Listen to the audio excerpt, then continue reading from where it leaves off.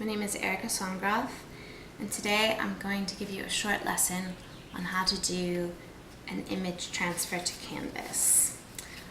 So what you'll need is some nice newspaper laid out to keep your surface clean, and then of course your image. And today I'm doing a scan that I made of a silk scarf. So here's the scarf. I scanned it, and that's what I'm going to print. Now in my instructions I mentioned that it's important to flip your image in Photoshop, but that's if you're doing a photograph. So for example, I have this one that I did of a ship, and the paper that I transferred had the ship turned opposite. And that's, mainly if you want your image to look the same as the image you took before. In this case, that didn't matter. So I have my image.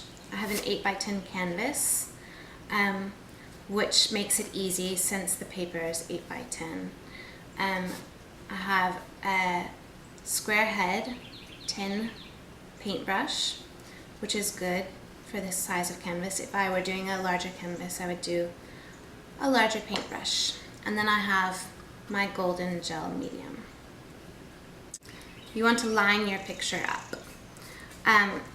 This picture basically fits the canvas, but it still doesn't hurt to make some marks.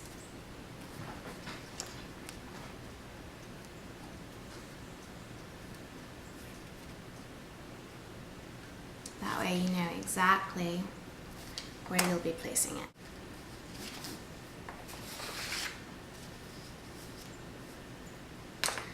Okay, so take your brush, and what you want to do is just get a bunch of this gel medium and basically just gob it onto your canvas.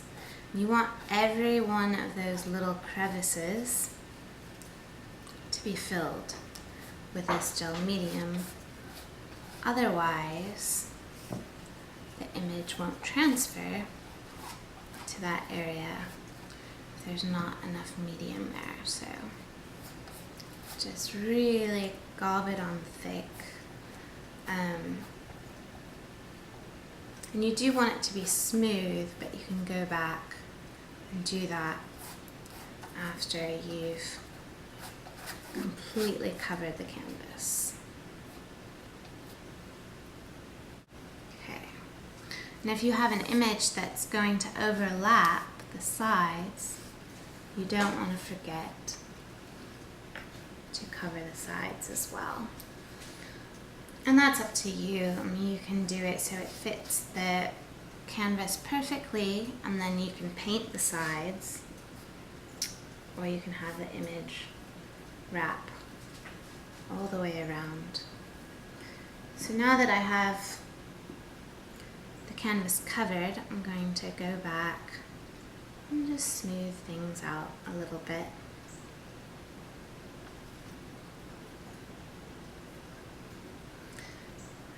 Because you don't want any lumps, and you also don't want paint hair bristles, which apparently my paintbrush is falling apart. Okay, put a little bit more on, just to be safe. And then you're ready to put your image on. Now, if you've gotten the medium on your fingers, just be careful not to get it on your image. So you place your image ink side down on the canvas, and you want it to line up immediately. You don't want to move it around much. And you just press it down with your hands and smooth it out And you want to make sure that there aren't any bubbles between the paper and the canvas. Since mine does overlap a little, I'm going to fold my edges down so that it gets the image on the sides as well.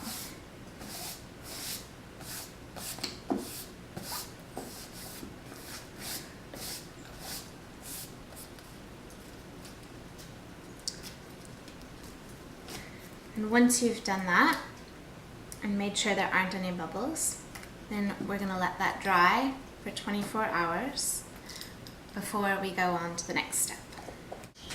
Okay, so you have your dried image on the canvas, and you get a wet sponge, and I like to keep a bowl of water beside me. Just an ordinary kitchen sponge, and make sure stamp, and then you want to slowly start brushing, saturating the paper. And as you do, and then you'll rub off the ink, which is also no good. So as you do this, you'll start to get these little rolls of paper. What I suggest is taking them off as you go, because otherwise they build up, and then pretty soon you just have a canvas covered in these little rolls, and they're very hard to get off. So, and you're going to do this step several times actually. So you'll get the initial layer off, but then I'll show you at what point you should stop before you start to take off the ink. And then you let it dry for an hour, and then you come back and you do it again. So I had let this one dry, and then I came back and I started the peeling process again. And I wanted to show you before I let it dry and do it over again, what it could look like. Some people want to leave some of the paper on there because I suppose it gives it an aged look. So it's kind of fuzzy, all the color's not coming through, the colors kind of pops in some places and is subtle in other areas. So one could possibly stop at this point in time. And this is the one that I made out of a scan of a silk scarf. So just one of the many images you could do a transfer on. One thing I do want to point out is that I didn't do a good job of lining this up, because I could have had the image wrap around on all sides, and yet I cut it short on that side. So, lesson learned. So I'm going to let it dry once again, and just continue taking that layer of paper off. As I said, this takes patience and time. Just to show it closer up.